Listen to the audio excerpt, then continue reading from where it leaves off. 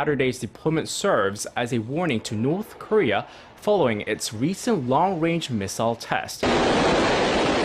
This is the first time for the U.S. long-range strategic bombers to openly exercise in skies over the Korean peninsula.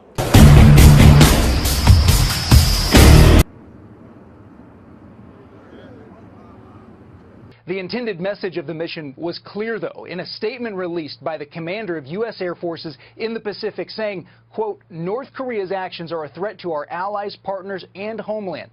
Let me be clear. If called upon, we are trained, equipped, and ready to unleash the full lethal capability of our allied air forces." Well, the U.S. is showing that it is prepared to take military action against North Korea.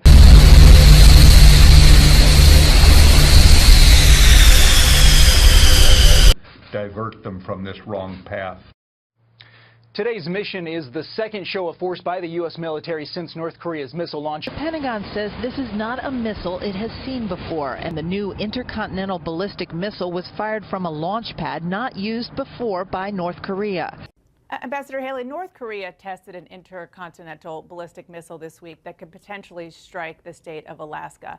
This is how the president responded. Take a listen. As far as North Korea is concerned, I don't know. We'll see what happens. I don't like to talk about what I have planned, but I have some pretty severe things that we're thinking about. He also said just on Saturday with the Chinese president, something has to be done about it. Something has to be done about it. Pretty severe things. Is he talking about a preemptive strike?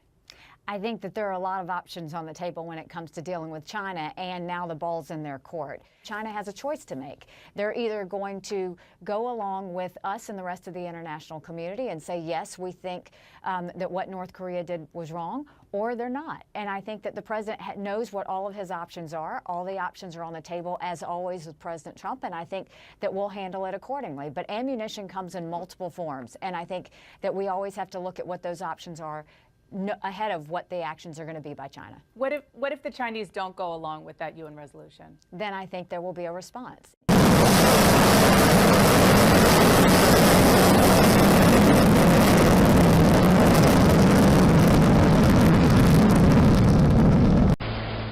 Well, North Korea's recent ICBM test marks a new threat for the United States. But just how big of a threat is it? Let's put this into perspective. First, take a look at where their missiles, their Scud missiles, can reach.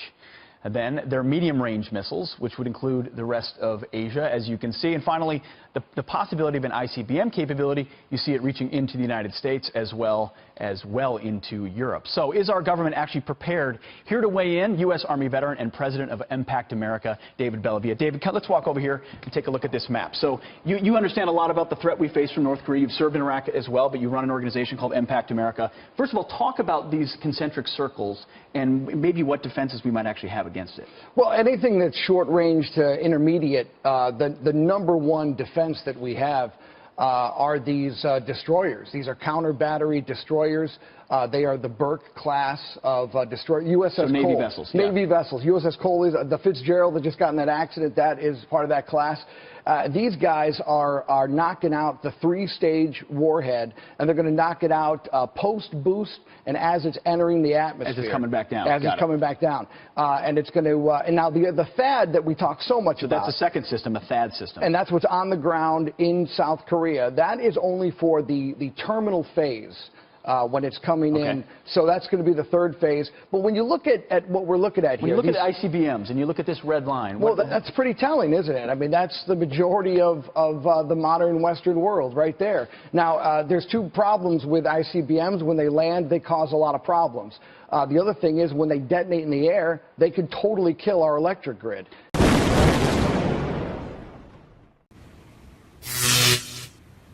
So talk to me about that. So if you look at, we've talked a lot about Alaska, which is the one that we've heard the most news about it being closest to. But we're looking at the continental United States, and you mentioned detonation in the atmosphere. Some people don't really understand the effect of an EMP. What would that do? Well, it's a phenomenon that when a warhead explodes in the air, this can also happen with the solar storm.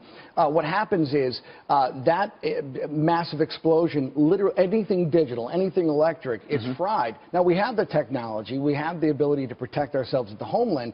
The problem, and this is what comes with the transportation bill, it comes at a perfect time, because a lot of that money is not going to go to roads and bridges, it's going to go to the power grid, and President Trump is committed to not only hardening, but also reinvesting in new transformers that will have the hardening. So there is an ability, you've got the missile capability, but then you have a hardening capability as well if we're taking seriously this threat. Do you have any sense that North Korea, what have you seen as far as intelligence or information about their desire to use an EMP or just a nuclear device? Anything you've seen or heard about that? It's definitely part of their playbook. It's part of China's playbook. It's part of Russia's playbook. Here's the thing that's troubling about North Korea, Pete, is that in 2006, when they first tested their warhead, they got 1 kiloton of TNT yield out of that first test. 10 years later, in January, they got 7 kiloton, and then in September of 2016, 25 kiloton of TNT. Someone is helping North Korea. That someone probably is Iran.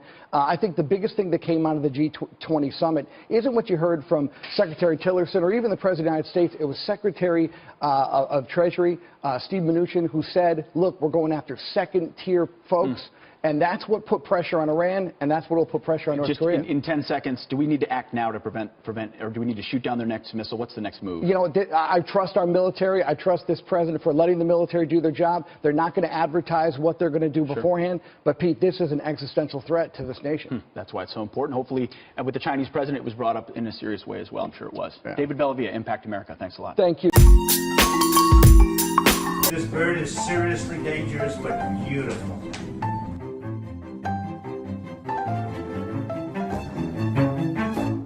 Thank you for watching Right Wing. Your support really does mean the world to me.